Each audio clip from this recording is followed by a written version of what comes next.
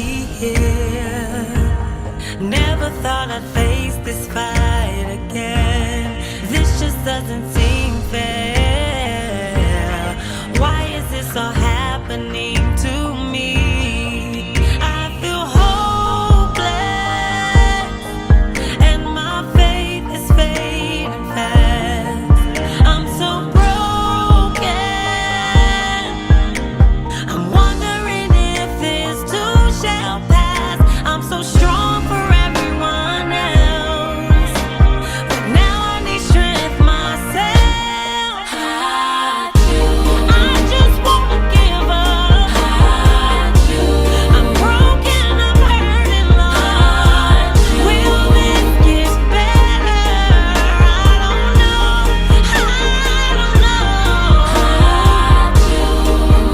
Lord, help me, please. I need you to heal me. Lord, help me, please. After years of passion, love, and sacrifice, this is where I am. The love I thought would last is running on out. The passion's no longer there. Lately, my heart it aches so much. Breathing has become a struggle. I never planned for pain when I wrote my vision, but now it's here. And I'm dealing with the mess it made. I have to live all again on my own. I choose, to be happy again. Yes, to live without the hurt and pain. I wanna be better, yeah. To live my life. I wanna be happy this time. This is the time to live again. Listen, I've been where you are before. I know what it is to struggle. Understand, you're not alone. There is so much more to this process than what you see now. So hear me when I say you'll love again. You'll find your strength again. Choose to be more than what life is giving.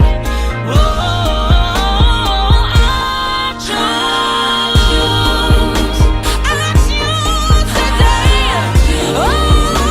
To be greater, to be better. Let you get the best of me. No, no, no, no, no. I will live and not die, and declare the works of the Lord. My marriage is healed. My family is healed. Yeah.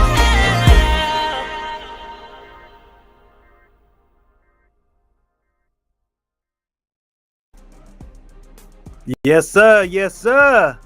Man, I love that song. I choose to do better. I choose to live my life the way that I need to live it. You know what I'm saying? Sometimes we hold on to that past stuff, and it's hard for us to move on. That's why this show right here is so important. Welcome to Motherless Motherless Flower. I'm sorry, right there. And we getting ready to get into some deep topics. You know, I am going to be co-hosting, for the next probably couple of weeks, you know what I'm saying, and get her acclimated to the BU network way. But definitely want to say welcome to everybody who's on the live feed. If you can do me the biggest, hugest favor right quick, and I need y'all to share, and most share. You know what I'm saying? Share to your auntie, your cousin, your uncle, everybody. You know what I'm saying? All of us have family issues. We all have people, in our families that have some problems. You know what I'm saying? So we're just trying to, make some things happen right here. And for some reason, I don't know if I can hear. Go ahead and say something real quick. I don't know if we can hear you right here. Yep. So what we're gonna do right quick is I'm gonna have her go into the settings right quick, hit that audio tab right quick, and then go down to audio input and make sure your microphone is on for me. And then we're gonna make sure we get her on here and get her talking right quick, because she got some stuff that y'all need to hear. Okay. There she go. So also Can you check make me out? sure that Can you hear me now? I can hear you perfectly. Yeah. So do me a favor, turn down your phone. Turn down the volume on your phone right quick. I'm hearing my voice is making me nervous. But at least I know that everybody can hear me not loud and clear and everything. You know what I'm saying? So Absolutely. Real quick, Hey everybody. I know this is your second show. Go ahead and introduce yourself one time for those who don't know who you are. Good evening, everybody, and welcome. Thank you for coming back again to join me for another episode of A Motherless Flower. My name is Kiki, and we're going to talk about just some of the challenges that come with being motherless in today's world, and hopefully give some people some resources, some great information to take back with them. And oh Lord, to piggyback just on Malik the Truth, some of those family traumas coming from a person that lives in it and has lived in it. We definitely gonna talk about how we move forward and get past it, and we can sit and be able to talk about it today. In light of Black History Month, I think it's more than appropriate. So let's get to it. Absolutely. No doubt. So we got a little video that we're gonna go ahead and pull up right quick. And if you guys are I'm gonna say this right out the gate.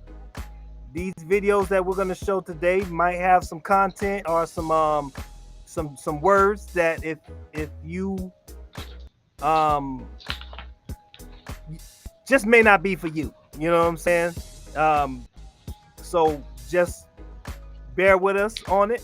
But these are some real life situations, and yes, we'll check this out. So we're gonna go into the ratchet ghetto fight situation. So here we go. Right, I'm going live because you're a fucking deadbeat mama. Okay. You're fucking right. How long you ain't see your mama, Ravina? How many months? How many months you ain't see your mama? 1, 2. 2 months. 2 months and you been running from them. Okay. You been running from them. And I'm gonna stay up here till the police come. You got me fucked up. And I got That's a real. order on him. Yeah, you ain't got no restraining order on me. You crazy. Yes, I do. Man, whatever, Yes, man. I do. Whatever, man. Yes, I do. From when? You had a temporary restraining order. No, I got it granted. Whatever, man. I got it granted. Whatever, man. It was granted. Whatever. It was granted. Whatever. Whatever. Let me We gonna see. We gonna do this today. We gonna see. I'm waiting. Don't worry. We gonna see. That's right. Don't worry. That's right. I brung him up here to see your kids. That's right. And you called the fucking police Karen, a fucking black Karen. You goddamn right I went live. Cause you a fucking deadbeat motherfucking mother. I told y'all gonna do that. Get out wet. Get out wet. I'm waiting till the fucking police come cause you don't call you fucking black Karen. You think you better than somebody. For real. You goddamn right. Just how you do people like you. This is how you do people like you. You fucking deadbeat mother. This is our fucking kids right here. Yeah. Yeah. Oh my God. Yeah. Oh my God. You ain't think a nigga gonna do it. But you left me in the house alone though. Tell her. Tell You left me her. in the house alone though. Yeah. You left me in the house alone though. Y'all shut his live. Shut his live. Yeah, tell your mammy. Call your mammy. Come on now. Call your mammy. Come on now. Call your mammy. Outside, come on. For real. Come on, because I'm waiting on him. Come on. Fucking oh, Karen. He's right there.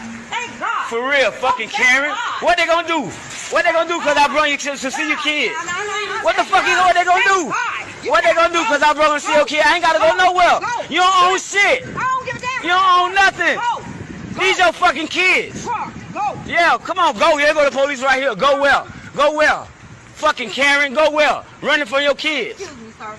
He ain't supposed to be up here. She a fucking lie. She a lie. Tell her to prove it. Tell her to prove it. Yeah. Okay. Fucking, hey. Look, Officer Carradine. I already had just talked.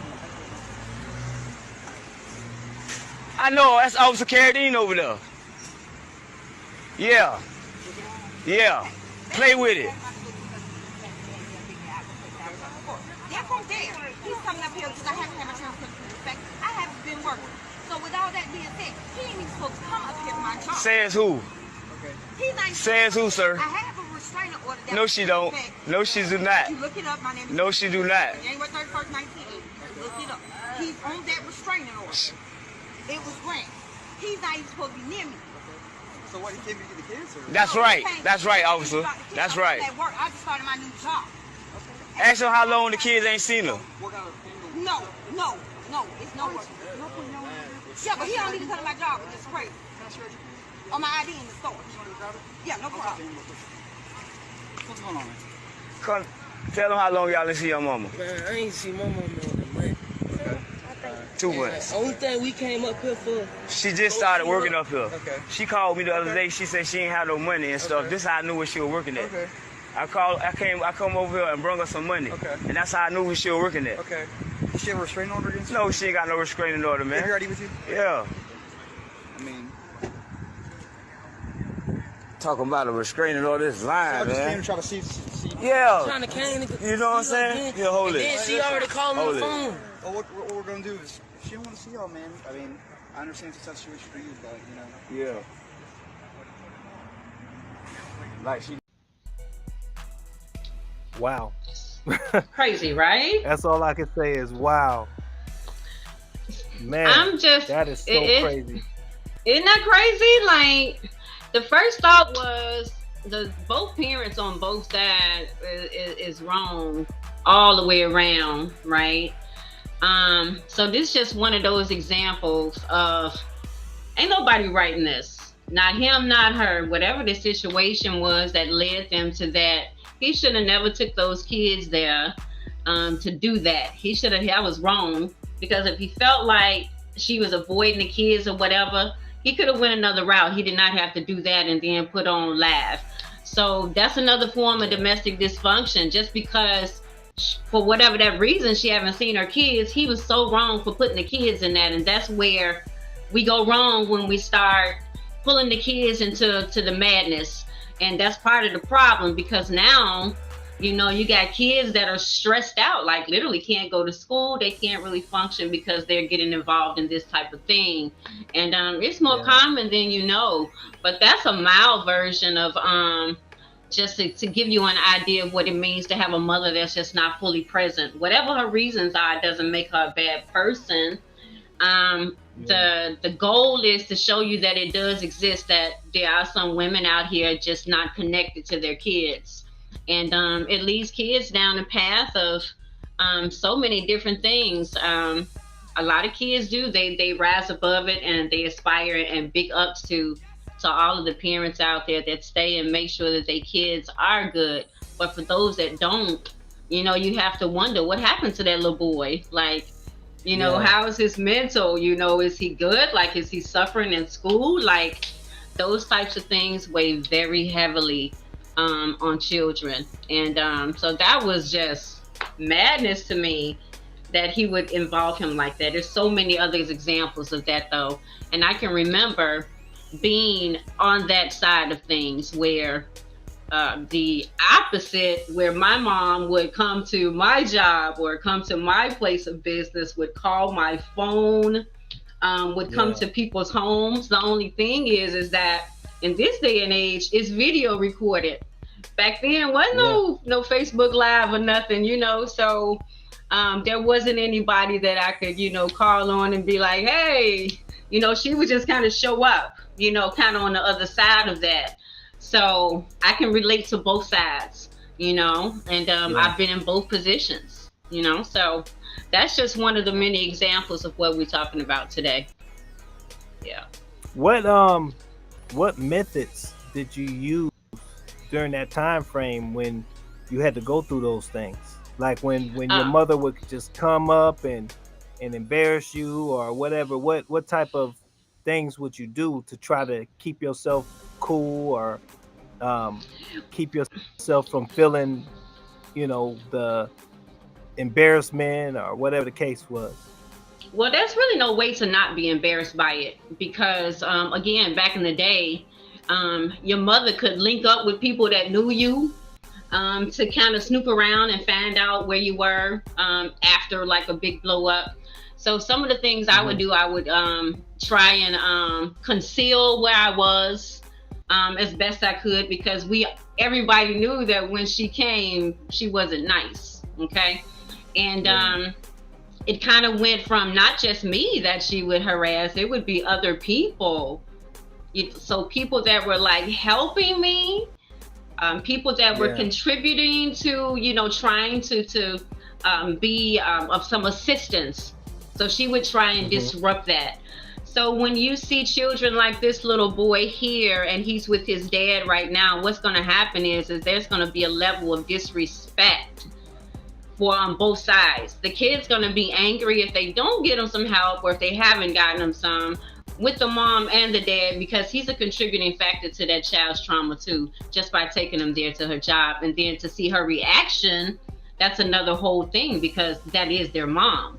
So that could go so many different ways. And that's why I want to talk about it, because again, had there been somebody to offer this type of assistance when I was literally in those same predicaments, things could be very different when you have resources. So so I didn't some of my other coping mechanisms, you asked me this on our last interview and I didn't really give you a clear answer. I used to smoke I didn't smoke I started smoking cigarettes really as an adult. As a young person, a teenager, I didn't like to indulge in like alcohol, marijuana, stuff that my friends were doing. I just kind of sat back and I watched, because I was always on high alert. I had a boyfriend that was abusive. I had to be on high alert for my mom. It was like I couldn't ever relax. So my coping mechanism was, just staying alert, watching everything that was going on around me, finding me some peace somewhere in a corner somewhere. I wasn't really very outgoing then. I was really introverted, so, but I could get along with anybody. I just kind of kept to myself, kind of got in, like I said before, where I fit in order to just kind of have some type of peaceful existence for a moment, because my mom she would show up at any moment. She could show up at my friend's house. She would terrorize their parents. She would terrorize anybody if they were trying to help me. And the crazy part about it is that some of the stuff that she did, some of the shit she did was funny and clever as hell though. And I can laugh about it now, but I was like, man, she really went through some extremes to really hurt me. And I think about them now, but back then it was like, God, what would make a mother want to do something like that to her kid? And that's when you really get to trying to figure out where some of your shit comes from.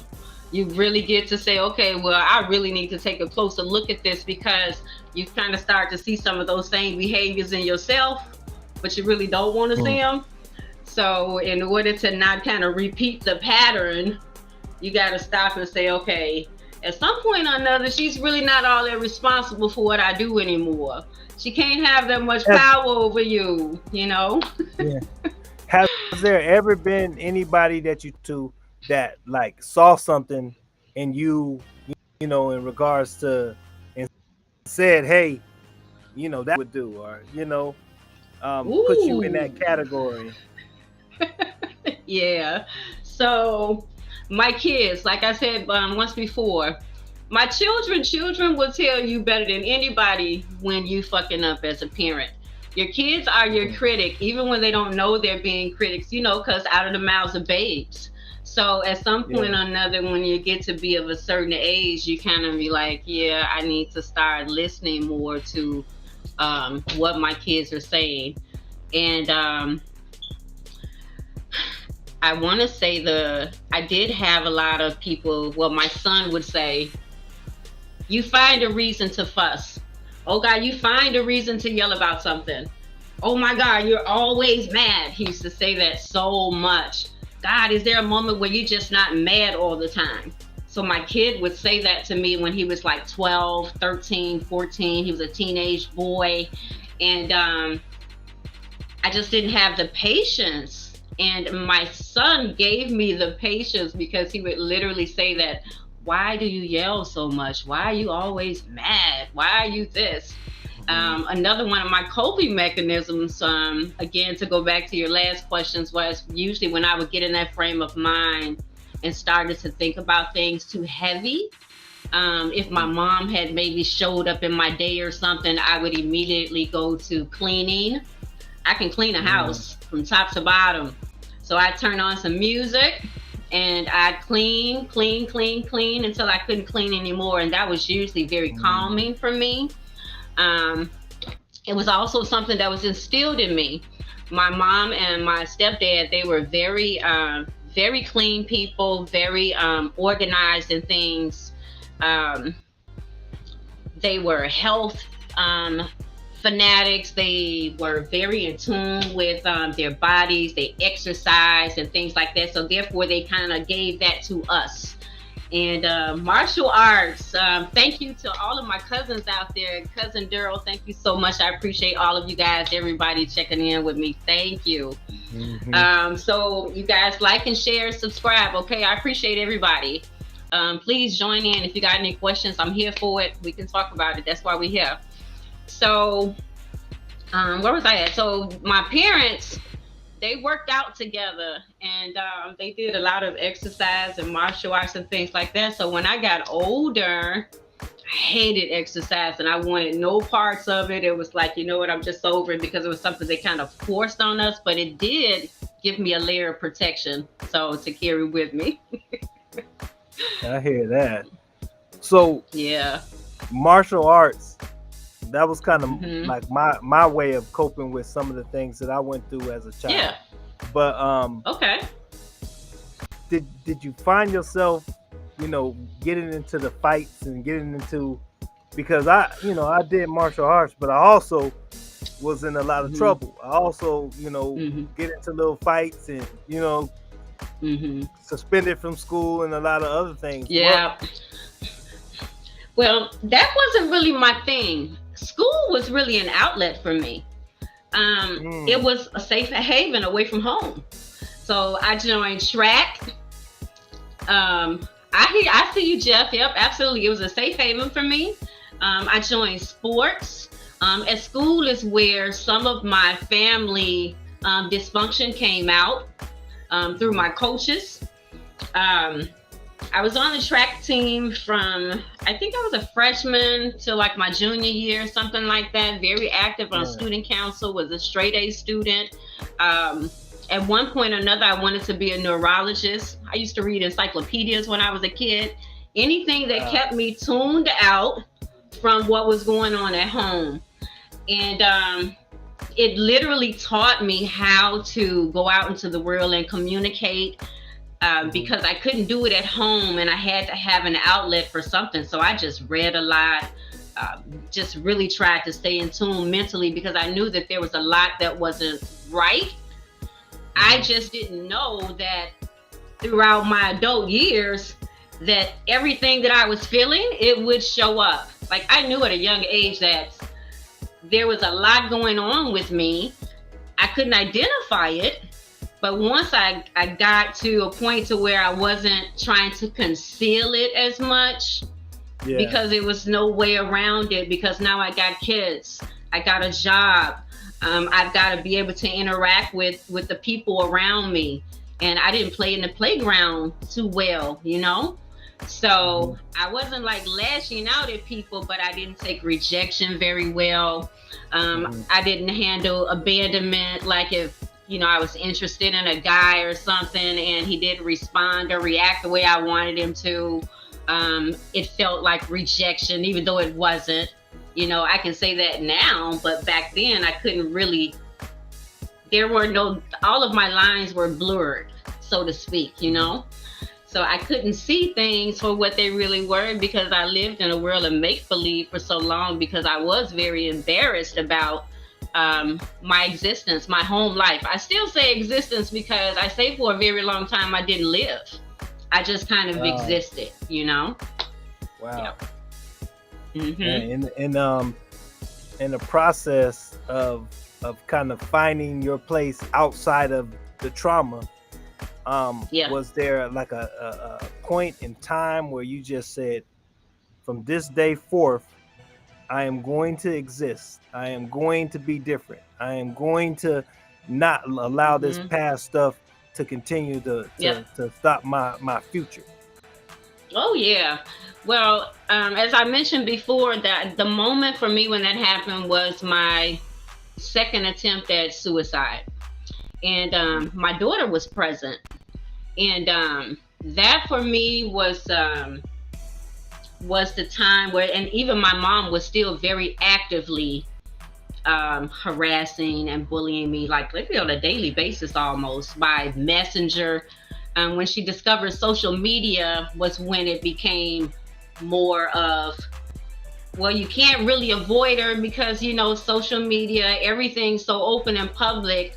And just where I had gotten to a point to where I felt like, you know, I could kind of function and in my day-to-day focus on my kids, my job, it was never a dull moment. So once I got to my lowest, I started drinking a lot, real heavy. I was in a really bad relationship where he was actually an enabler of all of those feelings that I was having that kept coming up because things hadn't been resolved with my mother as of yet. And at the time I was 45 years old. And at that point I was like, okay, either you're going to let this just consume you, because I would get angry at everybody when they didn't respond to my cries for help. And I was such a whiner. And when I figured out you don't have to be like this no more, like, you know, she's there, you're here, you got your life, you're doing great. Why do you continue to let this be an issue for you? It was pouring over into my kids. So after I got out of the hospital, after that last attempt, I made it. Thank God I lived. I was kept here for a purpose so I could talk about this today. That little hiatus I had in the hospital, and I sat back and I had to go through group therapy. It was really good for me. But I was like, you know what, girl? You know, sometimes you have to look outside of yourself and say, you know what, things really aren't as bad as I think that they are. And that moment, it really wasn't as bad as I thought it was. And I could see it for what it was once I came up out of it. I had a very toxic person that I was in a relationship with yet again. So I was leaving toxic and just layering it with more toxic stuff and not really getting rid of the other toxic stuff. I was just adding to my own stuff. You know, sometimes we can get in our own way. And I got in my own way for a number of years because I blamed my mother for everything. You know, once I got past 40, there's no reason that you should still be saying, okay, this is your fault, this is your fault, this is your fault. At some point or another, you have to take some accountability for yourself. So after that last suicide attempt, it was like, okay, enough is enough.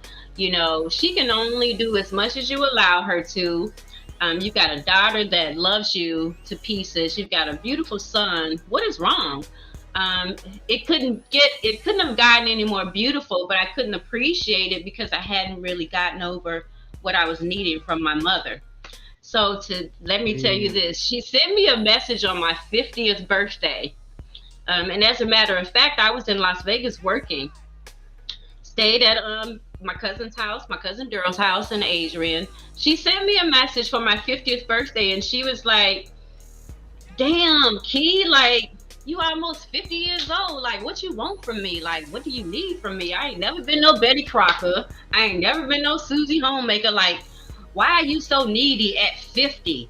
She said that to me on my 50th birthday. So, and at that moment I was like, So she was like 67 at the time or something like that. So at that point it was like, there's really no hope for like a real mother-daughter bond. My only duty to you is to be sure that if you're in need of something, if you're ill, to check on my parents and make sure that they're okay, and that's it. And I'm okay with it being like that because it's what's best, because we really cannot get to a place to where we're even able to coexist. And it hurts my heart that it is that way, but it's just a matter of fact that that's just what it is. Wow. So yeah, that's unbelievable. it's unbelievable. I hate to laugh because I went through. You some know what? jungle I can time laugh that about it kinda brings today. back, yeah. Yeah. But when do you finally get to the point where you say, you know what, enough is enough. I'm not accepting no more from you. I Every am day. not. I'm Every day. disconnecting myself Every with day. you.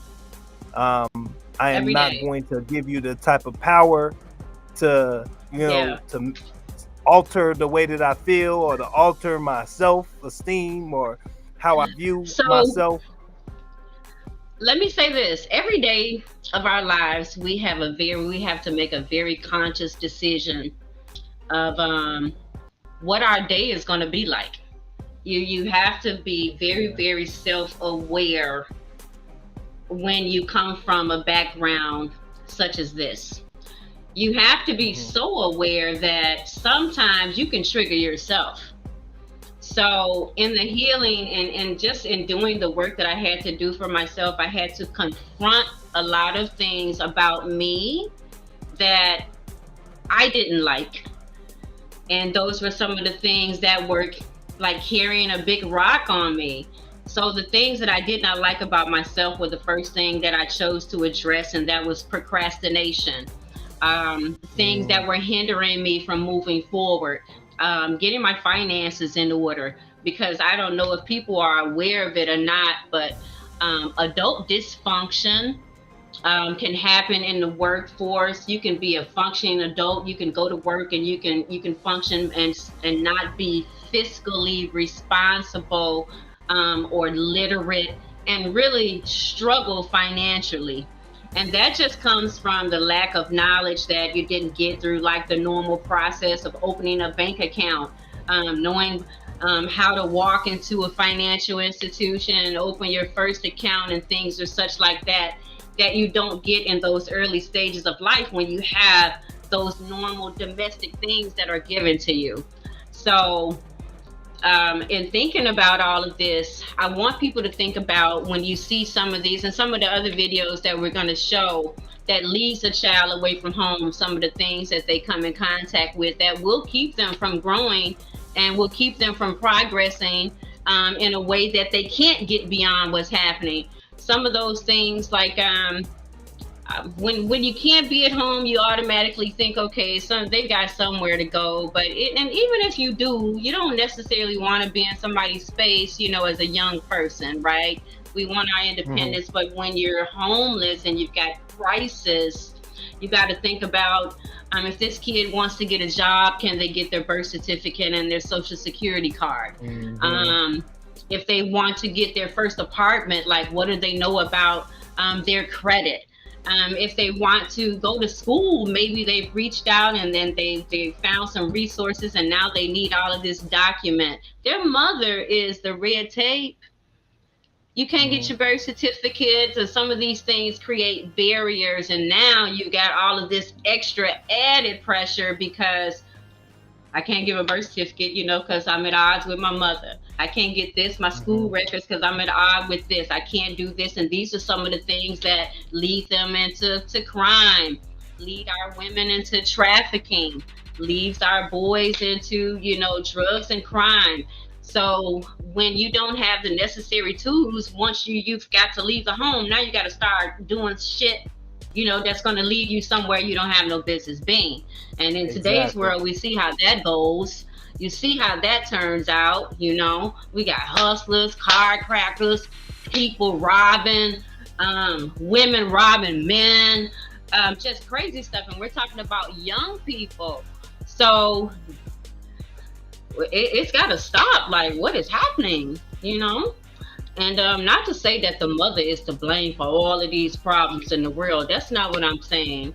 I'm saying that if you can't connect or you can't be in a place that is called home and you have to be out here, these are some of the things that we got to be real about that's happening with these children.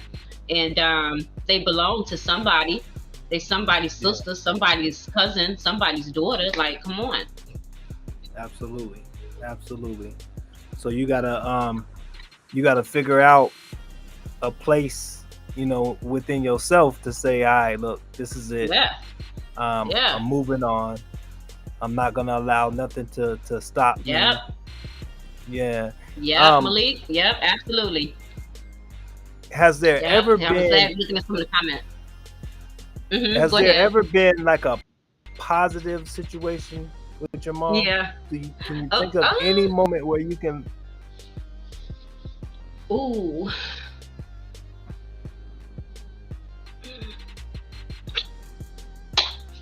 No. Wow. I can't remember a birthday. Ooh. She kind of took some of the things that I did really well and made them ugly. I think that comes from the from what some of I've been told through different family members. It's possible for a mother to envy a child of their successes, and I think that somewhere along that I got a little bit of that from my mom. So anything that was good for me, that was a celebration in my life, like the birth of my children, she was never there for any of that. She wasn't there for. I went back to college. I went back to high school. Got my GED at like 30. Went back to college at 32 years old after giving birth to my daughter. She didn't know that.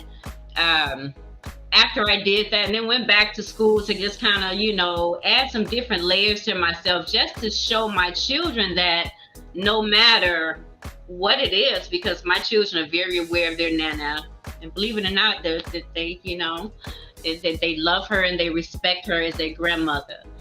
I don't allow them to disrespect her, because that's just what it is. So no matter what the situation, she's still their grandmother. Our relationship has no, I won't ever separate them, because that's part of the problem. However, my children also understand the nature of the poison that comes with this type of relationship that we share. So I don't keep anything from them, and teach them the importance and the values of being accountable to yourselves and to the people around you. So it's a tough thing. She's never celebrated anything with me. Nothing. Wow. But I got a story for you though. So I want to say this was right around this was a young memory, around my 15th birthday. Yeah, 15th birthday. So I'm on the bus, and we've had like this big lashing out argument thing, and where she lashed out at me and I ended up leaving, or something to that effect. I can't remember because it's been a while. However, on Sundays, if you ever live in Chicago, you could get a super transfer. You could ride the bus like all day. One transfer, you could go from one side of the city of Chicago to the other. So this Sunday, I got a super transfer, and I'm visiting, going from relative to relative, friend to friend, just, hanging out and having anywhere to go. Well, I get off of the bus one day, and I see this, you guys, I'm not even lying, a photograph of myself. It was my 8th grade graduation picture. I had on my little cap and gown. It was white, had my robe on. It was my 8th grade graduation picture, and it was on a bus stop pole. So what had happened is that my mom, she had gotten photocopies made of this and made it into a flyer.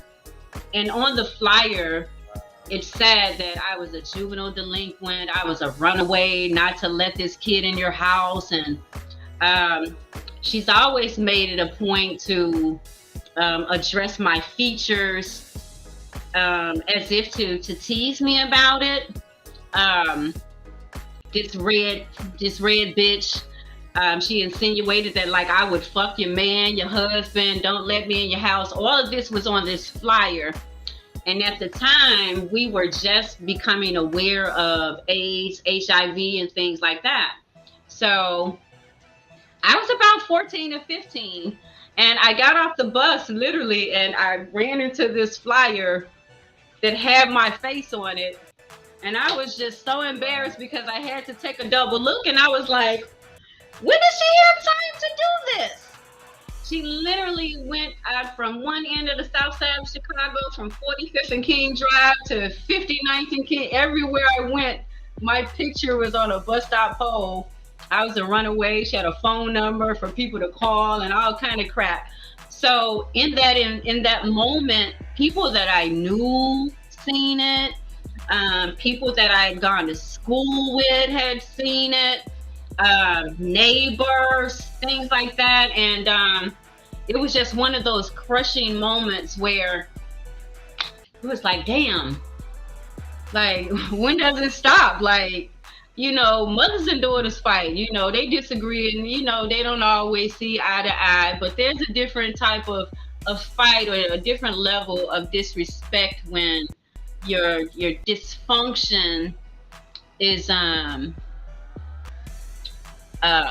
so widespread to where it doesn't last for just a moment in your childhood. When it lasts throughout your adulthood, it gives you this sense of, this is just kind of who I am. Now you got to navigate your everyday life. You got your mama leaving you foul ass text messages, and then you got to deal with your job, and you got to deal with your kids, and you got to deal with your man, and you probably real fucked up with all of them because you got all of this going on the other side. So, and that was just kind of what it was, just the disrespect of it all, But how was it like juggling the reality of what you went through, and then it's almost like having two separate lives. You have the life that your mother, which is like a television show, and then you have the life that you live with your relationships, with your kids. How was it trying to juggle the two separate lives and put every situation in its perspective place? They were kind of sometimes one and the same. They could be, because the most of the relationships weren't the best relationships, so I was still being dysfunctional. So I wasn't really separating anything. I was just dressing it up different. So when I say dressing things up different, people would tell me, oh, you need to lighten up. I kind of went from being this introverted person to being this outroverted person, this extroverted person now, because I'm always on the defense as an adult now. I'm no longer the passive child. I'm on the defense now. I'm a grown woman. So now my thought process about everything is real different. So to separate the two, it came with some work. There's really no way to do it, especially if it's an ongoing thing. And I think that the big misconception is that, oh, she's just whining because, she didn't get what she wanted in life. No. The truth of the matter is that a mother really can be a bully and can really harass you to the point to where it's almost like, I've had to get a restraining order against my mother. I've been attacked by my mother on the streets, and this was as a teenage child.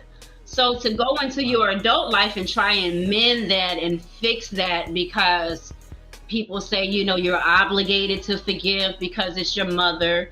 You shouldn't feel that way because that's your mother. You only get one mother. Things of that nature. If you've had an amazing mom and she was there for you and she loved on you and she took care of you and she took pride in you, then that's wonderful. Everybody wants that. But what if your mother is not that? So people can't really tell you how to be in that because you've never experienced it and how it does truly impact you. There's a study that I read that about this, and I've done a lot of research in regards to this, and childhood abuse and household dysfunction, some of the indicators of what they call as an impaired adult worker. So, and what that means is that you can experience serious job problems, financial problems, absenteeism, things like that go along with this type of entity, this type of being in your life. So you can't ever really separate it because it's always there. It's just all in how you deal with it and how you cope with it. So to answer that question again, today, how I cope with it, I try and do some yoga every now and again. I fake it because I feel like I can't do it all the time, but I try. I listen to a lot of music. I love jazz. I write a lot in my journal. I talk to my family members. I've got a couple of really good friends that I can confide in and talk about. And some of these friends were with me on this journey with my mother that are still my friends to this day. Over 40 years of friendship that know what it's like. So those are the people that I go to, and we kind of laugh about it now, and think about, man, some of the shit we used to do to get away from and get out of reach of my mother, man. And so now it's just all about saying, okay, I want someone to at least just take this information. If you got family members, and we all know somebody that's going through something like this, it's everywhere. I want you to take away from this is that you don't have to say, okay, this is not my business, because it is. It's not for me. This is not my child. I ain't got nothing to do with that. That's them. That's their family. That family is your family too. So if you don't intervene or advocate for that kid, and again, if nobody is willing to step in and step up, and we celebrate Black History Month. Black History Month is about people that took action. I want to see us take more action with our children. Black History Month is celebrating people that stood up and stood for something. They actually did something about things. And right now, this is my point. This is my I'm fed up moment, because I don't want another woman to have to go through this, I know some very professional women in the educated women, degreed up, just intelligent, beautiful women, and cry like babies and can't really be who they are, can't really come out of themselves fully and just fully embrace who they are as women because their mothers don't accept them. And who do they have to talk to about it? It's a tough thing to deal with. I feel like there's an audience. I feel like we're a whole subcategory of another human, of the human race. We're a different breed. Wow. So let me ask you this: when you talk to other individuals that have had the same or similar experiences to what I've does it bring some triggers when you guys have those conversations? Sometimes, yeah. Go ahead, finish your question. I know for myself, going through those key parts of my life that hurt. You know what I'm saying? Those key parts of my life that I have still have those nightmares, still have those, you know what I'm saying, thoughts. Every time I think about it, it takes me to a dark place. When you talk to somebody and literally relive those situations, because that's what you do when you talk about it. You see it in your head. We all visual beings. Absolutely. Yeah. So, how do you handle those type of situations? Well, they don't. I embrace talking about it, and again, not to embarrass my mother or anything like that. It's just to bring awareness to the fact that it's more common than what people think it is or want to believe. I read a really good quote today, and it says to know. Hold on, it was just beautiful, and I was like, this is just the most beautiful thing. To know something is one thing, but to ignore to do something about it is worse, or to not want to know. So when I have these conversations, it's because I want people to know that I'm not what they see on the shell. There's so much more to Kiwanis than what's on the outer. I could tell my story over and over and over again, and it used to make me cry so much that it was inconceivable for people to believe that a mother could do or treat a daughter in the manner that my mother did for me. It became where it was no longer about her anymore. It was about how I was showing up in my life, my failures, my successes, what I could do differently, how I could be better. And so talking about that with different, and I know so many women that will come onto this show, and I can't wait for that to happen. Working out some schedules that will join us and share their versions of what their mother looked like for them. Everybody's mama ain't Sadie and Big Mama, okay? So there's a category of women out here, and then there's a lot of us. We just don't want to talk about it. There's nothing to be ashamed of. The best way that I've learned to look at it is that she was going through something too. The only thing is that I just choose to do something about it so this doesn't impact my daughter. And again, just stopping it right here, because we've had enough of it.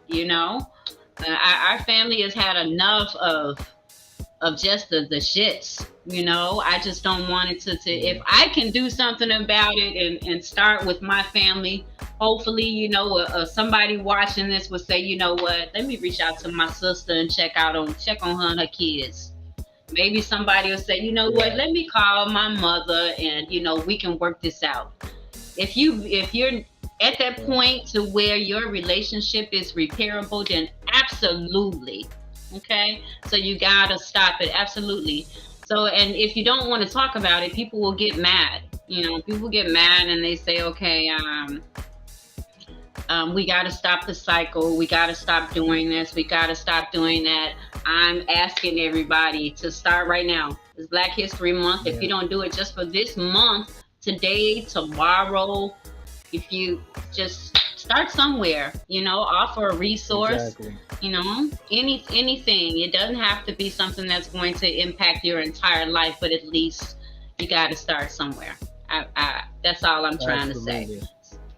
So some of the other videos that are going to come up, we're going to talk about those, give people a better idea of what we're looking at. Okay. Absolutely. So listen, let's go ahead and wrap this thing up. I do have a song that we're gonna end with. Okay. It was played on the other show, introduced, but I feel like the song just really, I feel like it's a perfect song to end this thing. It's called, it's from a group called Forgiven, and the song is called "Finally Free." Finally Free. It's a very powerful song. So shout out to Forgiven. They just dropped it probably like a little bit less than a week ago. You know what I'm saying? And I think it's gonna do really good because it hits home. But I'm gonna salute you once again. I know I do it. I did it last show. I'll probably do it next show. Thanks. That you conquered that and you decided to do something different. I seeing in the live feed that people are saying you gotta break the chain. Shout out to DJ Pharaoh's on here. Shout out to DT702. Shout out to Malik. I see all my family out there. Prophet Caleb is on there. Lisa is on there. A lot of people. Mika Mo is on that thing. Quite a few people have been tapping in and tapping out. So shout out to all y'all. Every single Wednesday, 8 p.m. Pacific Standard Time. 11. What is it? 10 or 11? It's 11 o'clock here in my time, Pacific time. So if you're like in the Midwest in Chicago, Indiana, it's 10 o'clock, and they're in Vegas, 8 o'clock, and then Mountain Time, I think it's 10. Yeah. Yeah. I think I got it right. I did post it though on my Facebook. Good stuff. So I know a lot of people are gonna tap in a little bit later on and listen to the conversation. But if you guys have any comments or anything that you guys want to add to what it is that this show is bringing to the table, talking about family issues and getting to the heart of the problem. Mental health is a real thing.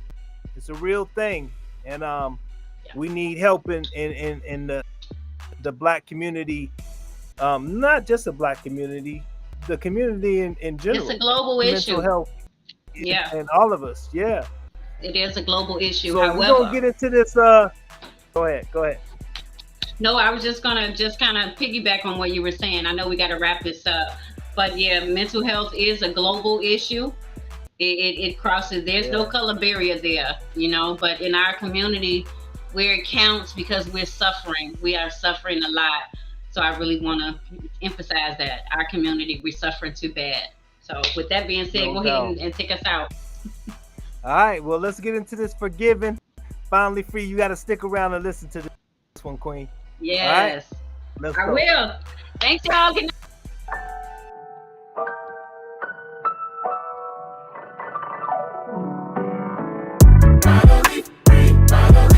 How does it feel? Go ahead and just keep it real. Yeah. Cause you finally free, yeah. How does it feel? Yeah. No more bondage. Yeah. No more bondage. Yeah. You're finally free, yeah. Lord, I wanna say thank you for all the things that you brought me through.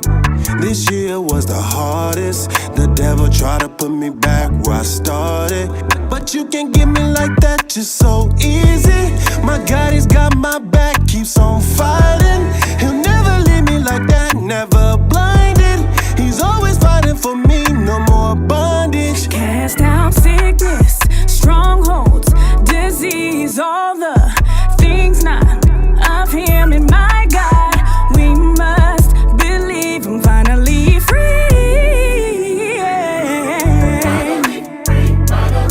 How does it feel?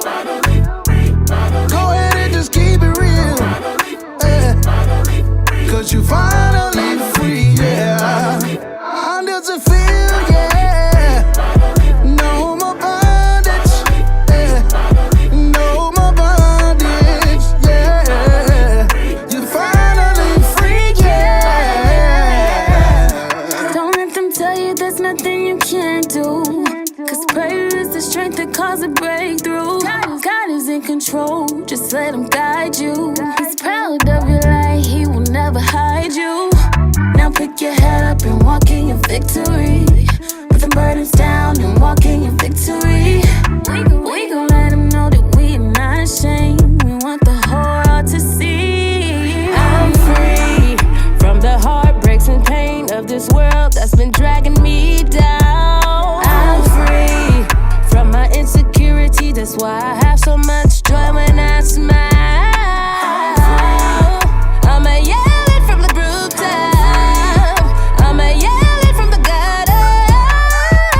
He showed it on the cross, he gave his life to prove how much he loves me, yeah. Father God, we thank you right now because we are finally free. Because the Bible says, who the Son sets free is truly free indeed. No more shackles. You said no more chains. For we are free to worship you.